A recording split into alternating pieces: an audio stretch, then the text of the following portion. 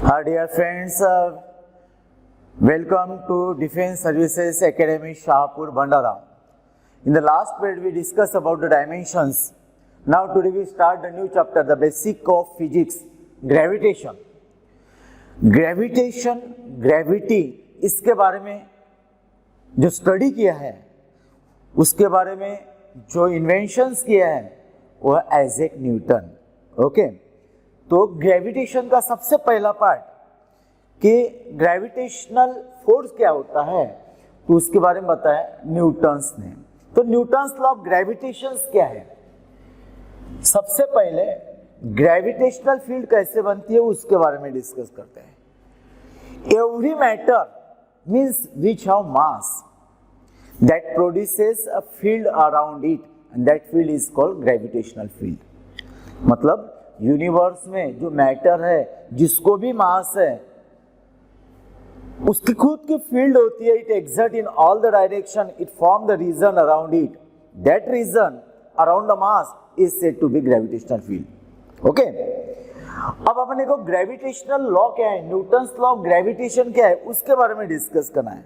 Law आसान करने के पहले उसकी जो डायग्राम बन रही है वो देख लो. मान लो ये पहला पार्टिकल है जिसका मास m1. This the second particle of mass m2 and the two particles are separated by distance r. Okay, and how the gravitational force, पहले ग्रेविटेशनल फोर्स क्या होता है ये तो बता दिया, बट ग्रेविटेशनल फोर्स इन दो मासेस में कैसे बनता है? पहला पार्टिकल है, उसकी ग्रेविटेशनल फील्ड बनी है. दूसरा पार्टिकल है, पार्टिकल मतलब मास है, तो उसके बाहर ग्रेविटेशनल फील्ड बनी है. तो first particle is present in gravitational field of second and second particle present in gravitational field of first. Means या दो ग्रेविटेशनल फील्ड बनी due to mass m1 and due to mass m2 and due to interaction of the two gravitational field the force acting upon it. और इसी से Newton's ने gravitational force का relation क्या होता है, उसका लॉ है न्यूटन्स लॉ ऑफ ग्रेविटेशन. तो how is the law? Statement देख लो. ग्रेविटेशनल फोर्स जो होता है वो ऑलवेज अट्रैक्टिव होता है.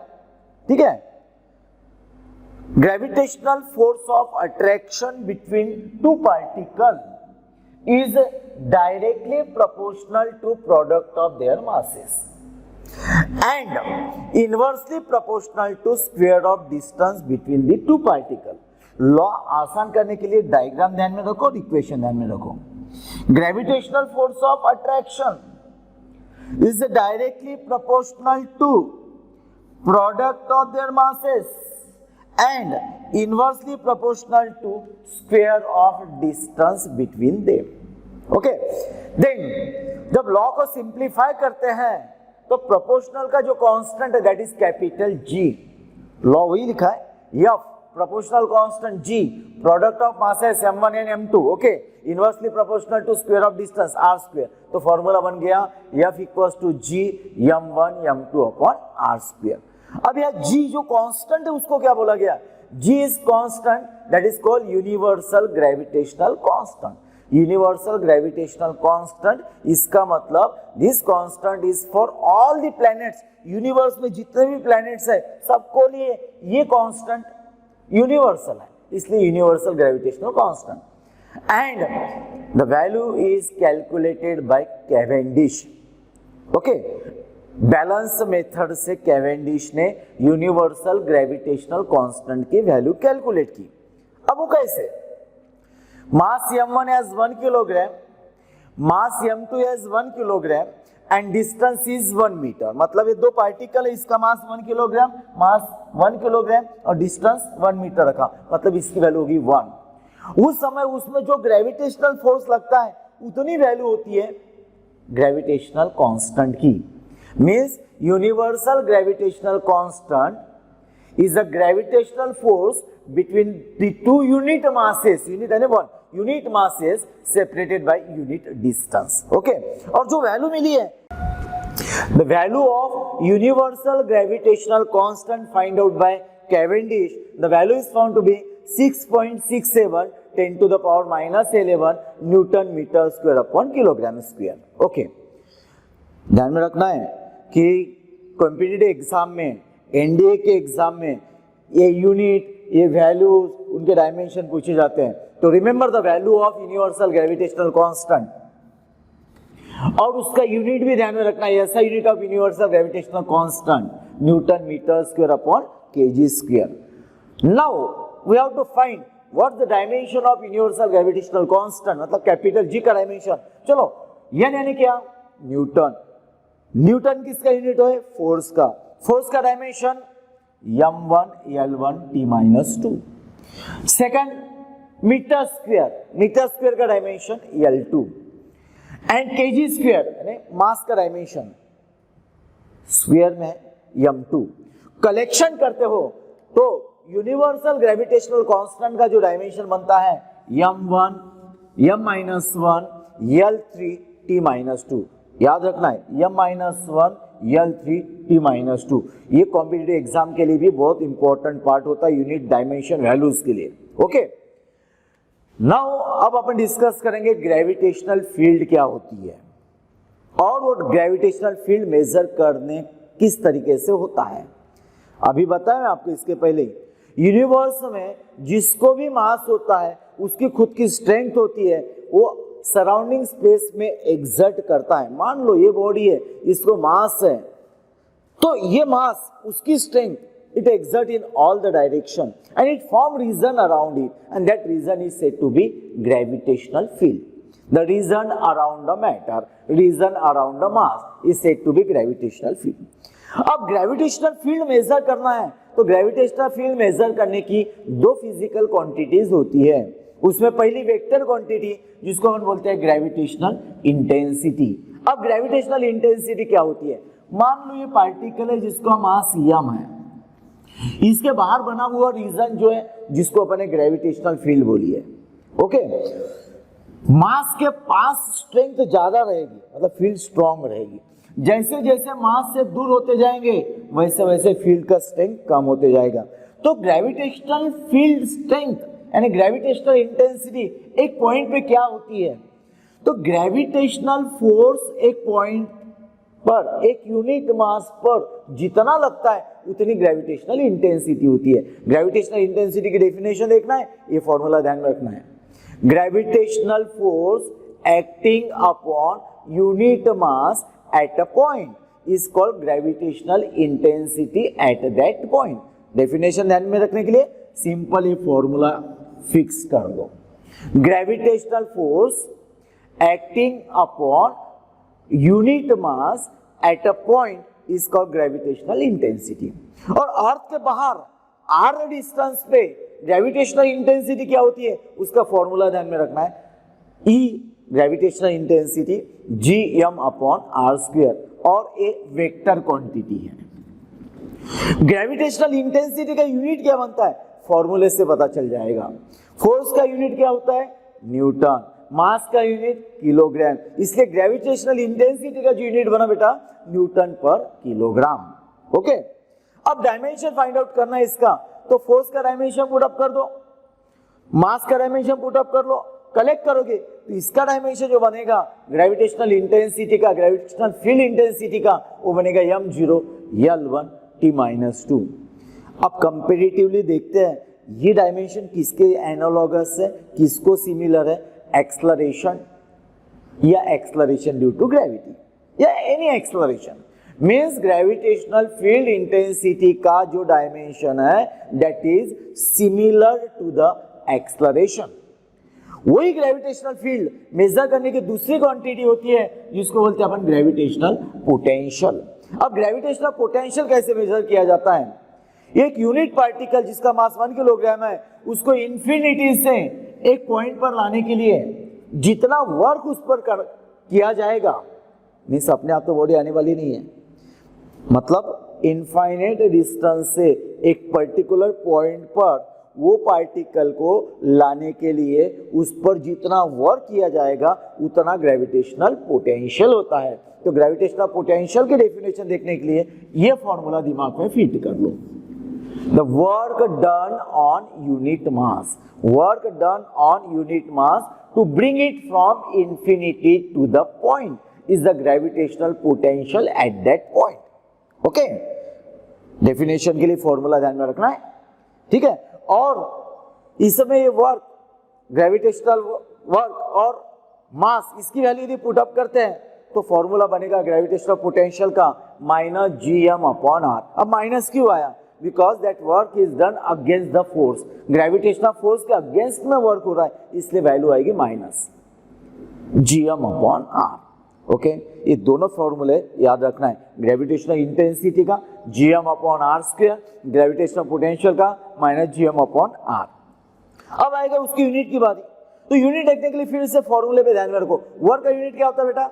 जूल, और मास का किलोग्राम, तो यूनिट बना जूल पर kilogram.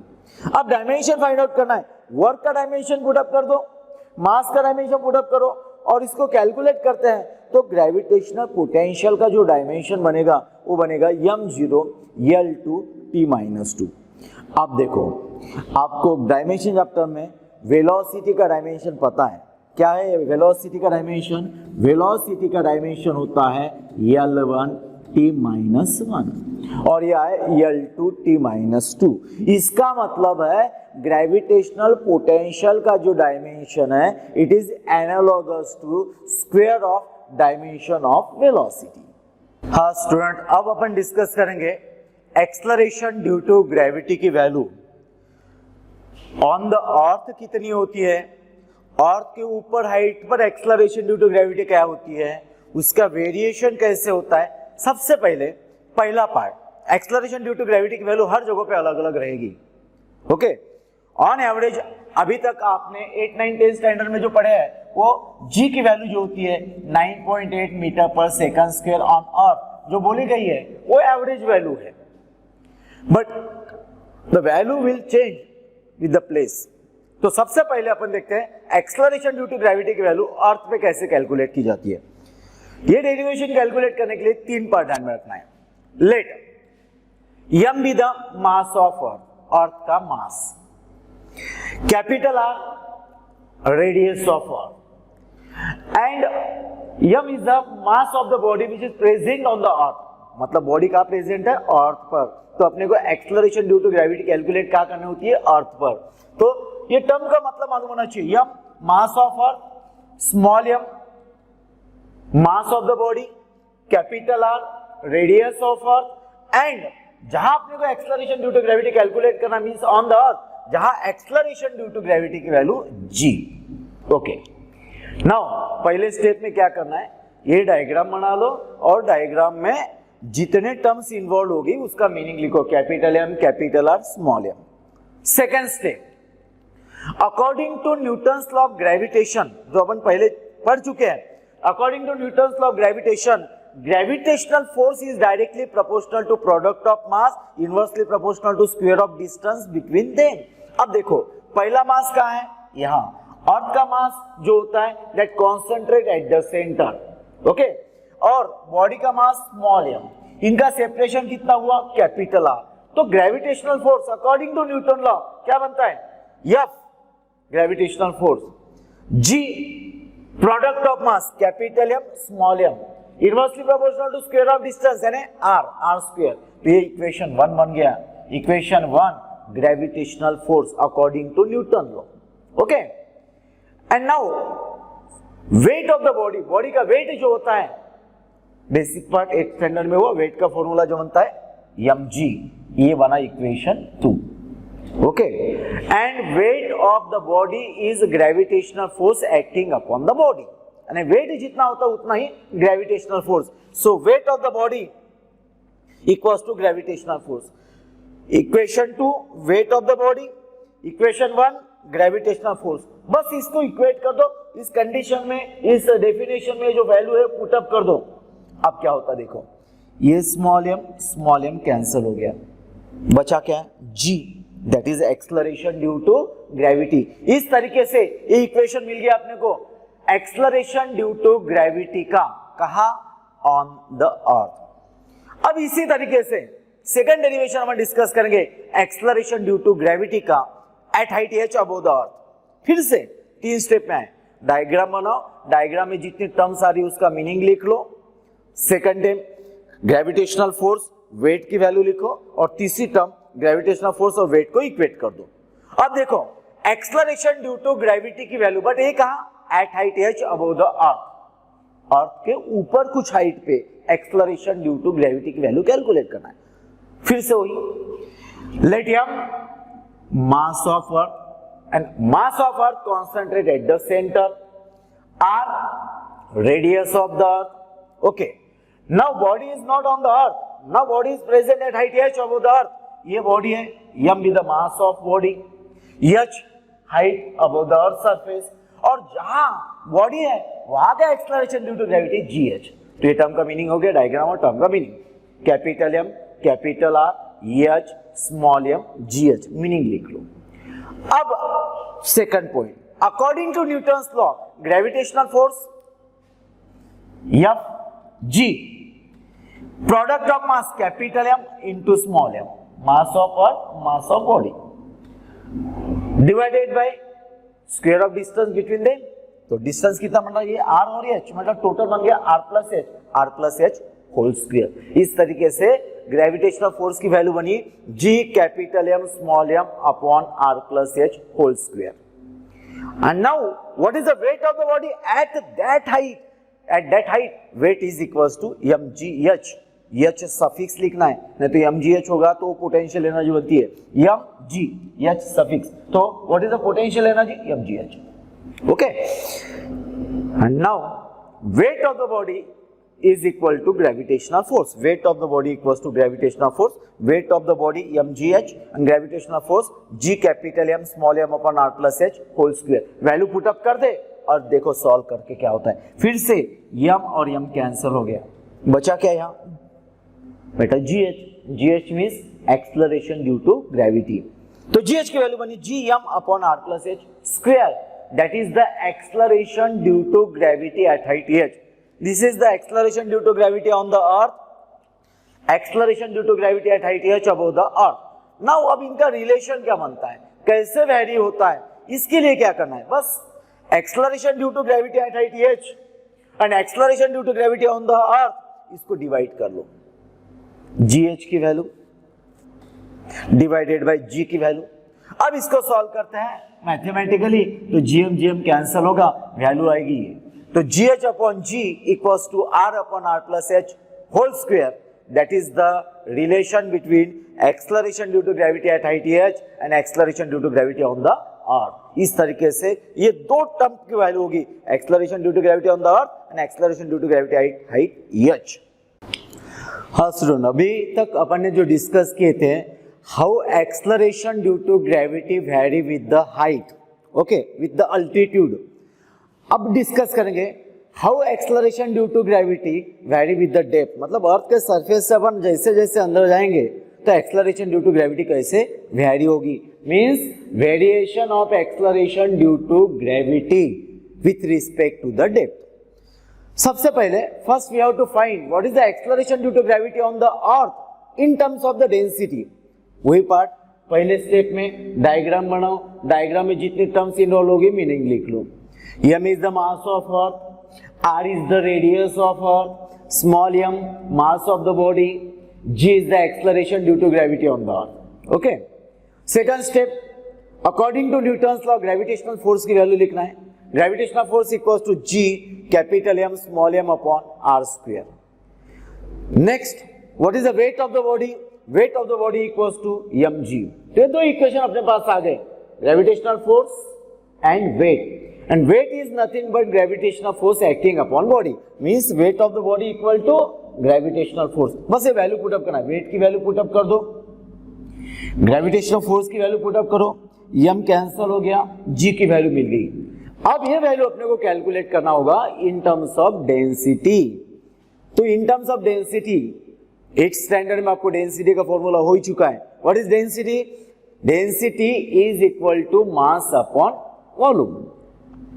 Density represented by symbol rho, mass of the earth, earth का डेंसिटी कैलकुलेट करना है, mass of the earth equals to m, and earth कौन से शेप का है बेटा, स्फीयर, और स्फीयर का वॉल्यूम होता है 4/3 पाई r क्यूब। और इस तरीके से फिर अपने को डेंसिटी का फॉर्मूला मिला m upon 4/3 pi r cube, इससे क्रॉस मल्टीप्लाई करते हो तो मास की वैल्यू मिल जाती है। और यही वैल्यू फिर एक्सेलरेशन ड्यू टू ग्रेविटी के फॉर्मूले में m की जो वैल्यू है वो पुट अप कर दो। अब मैथमेटिकली सॉल्व करना क्या होता है, देखो ये आर स्क्वायर कैंसिल हो जाएगा, बचा एक आर, ये आर क्यूब था, ये आर स्क्वायर। ओके, अब बची वैल्यू जो करेक्ट कर लो तो एक्सेलरेशन ड्यू टू ग्रेविटी की वैल्यू मिल गई in the form of density g equals to 4/3 pi rho R और ये g। ये हुई value acceleration due to gravity की on the earth in the form of density. अब वैल्यू कैलकुलेट करेंगे। When body is taken to certain depth, अभी body जो है अर्थ के सरफेस पे नहीं है, बॉडी यहां लेके रही है, कितने डेप्थ है d। ओके, तो डिस्टेंस चेंज हो गया, अर्थ का रेडियस कितना बेटा r और ये डेप्थ कितना d, तो एक्चुअल मास अर्थ का और बॉडी का मास, इसमें डिस्टेंस कितना बना, ये टोटल r और ये d, तो ये बचा कितना r माइनस d। बस r के जगह r माइनस d सब्स्टिट्यूट करते हो तो we get acceleration due to gravity at depth d 4/3 as it is pi rho g, but r के जगह वैल्यू क्या बनी, दो मासेस का डिस्टेंस कितना बना r माइनस d। तो इस तरीके से दो वैल्यूज मिल गई, acceleration due to gravity on the earth, acceleration due to gravity at depth d। अब वेरिएशन करना है तो जस्ट दो इक्वेशन को डिवाइड करो, gd acceleration due to gravity at depth d and g acceleration due to gravity on the earth, दोनों equation को divide करो, मैथमेटिकली सॉल्व करो। देखो क्या होता है, 4/3 कैंसल, पाई कैंसल, रो कैंसल, g कैंसल, बची वैल्यू क्या है न्यूमरेटर में r माइनस d और ये डिनोमिनेटर में r। इस तरीके से gd और g का रिलेशन जो बन रहा है gd by g equals to r minus d upon r। Okay, हाँ स्टूडेंट, अभी अपन डिस्कस करेंगे graphical variation of acceleration due to gravity. मतलब ग्राफिकली अपने को बताना है how acceleration due to gravity varies with the depth and varies with the altitude, मतलब हाइट। ओके, तो सबसे पहले इसके पहले अपना डेरिवेशन हो चुके हैं, तो first we write the values of acceleration due to gravity. सबसे पहले अपन लिखेंगे एक्सेलरेशन ड्यू टू ग्रेविटी की value on the earth, formula हो चुका है gm upon r square in the form of density 4/3 pi rho g r। ये value ही एक्सेलरेशन ड्यू टू ग्रेविटी की when is on earth in the form of mass and in the form of density. ये formula भी derive हो चुका अपना, पहले formula लिख लेते हैं। Then acceleration due to gravity की value at height h above the earth क्या होती है, ये भी फॉर्मूला डिराइव हो चुका है, वैल्यू है gm upon r plus h whole square. फिर तीसरी value acceleration due to gravity की value inside the earth with the depth d क्या होती है, तो 4/3 pi rho g r minus d। ये तीनों डेरिवेशंस अपने हो चुके हैं। First g acceleration due to gravity on the earth, gh acceleration due to gravity at height h and gd acceleration due to gravity at depth d। Okay, इससे graph बनाते हैं। देखो पहले एट द सेंटर, अर्थ के centre पे बात करते हैं, मतलब एकदम सेंटर, अर्थ का सेंटर, यहाँ पूरा डेप्थ कितना होगा, d की वैल्यू जो होगी that is equals to r, radius जितना होगा उतना depth. When body is at the centre of earth, जब बॉडी अर्थ के सेंटर में आएगी तो डेप्थ कितना होगा बेटा r। तो ये फॉर्मूले में d की वैल्यू कितनी हुई बेटा r माइनस r 0, मतलब एक्सेलरेशन ड्यू टू ग्रेविटी की वैल्यू सेंटर ऑफ अर्थ क्या होती है 0। ओके, पहला conclusion, acceleration due to gravity at the centre of earth is 0। कैसे है समझे, क्योंकि acceleration due to gravity at the depth ये फॉर्मूला है, and at the centre depth कितने होगी r, d की वैल्यू होगी r माइनस r 0, मतलब कंप्लीट हो गया 0, means acceleration due to gravity at the centre of earth is 0। अब अर्थ के सेंटर से लेके अर्थ के सरफेस तक एक्सेलरेशन ड्यू टू ग्रेविटी कैसे चेंज होती है, अर्थ के सेंटर से लेके अर्थ के सरफेस तक एक्सेलरेशन ड्यू टू ग्रेविटी बढ़ते जाएगी। कैसे बढ़ी है, linearly. Acceleration due to gravity increases linearly, straight line में, लीनियर है स्ट्रेट लाइन में। Acceleration due to gravity increases linearly from centre to the surface of earth, ये वो अपना सेकंड कंक्लूजन। ग्राफ में देखेंगे सभी वैल्यूज में एक्सेलरेशन ड्यू टू ग्रेविटी की वैल्यू सबसे मैक्सिमम कहाँ होती है, on the surface of earth, मतलब ये सरफेस, यहाँ एक्सेलरेशन ड्यू टू ग्रेविटी सबसे मैक्सिमम होती है and that is the constant value assume that is 9.8 metre पर सेकंड स्क्वायर। मतलब ये अर्थ का सेंटर हो गया, ये अर्थ का सरफेस हुआ, इधर जाएंगे तो हाइट बढ़ेगी, इधर आएगा तो डेप्थ होगी। ओके, तो अर्थ के सेंटर से सरफेस तक acceleration due to gravity linearly increase हो रही है, सरफेस में सबसे मैक्सिमम है and above the earth surface के above acceleration due to gravity के लिए वैल्यू अपन यही लिखते हैं gm upon r plus h whole square. Acceleration due to gravity की वैल्यू अर्थ के सरफेस से ऊपर डिक्रीज हो रही है, कैसे? लीनियरली नहीं, follows inverse square law, parabolic path बन रहा है। तो ये ग्राफ है अर्थ का सेंटर से लेकर सरफेस से ऊपर। ओके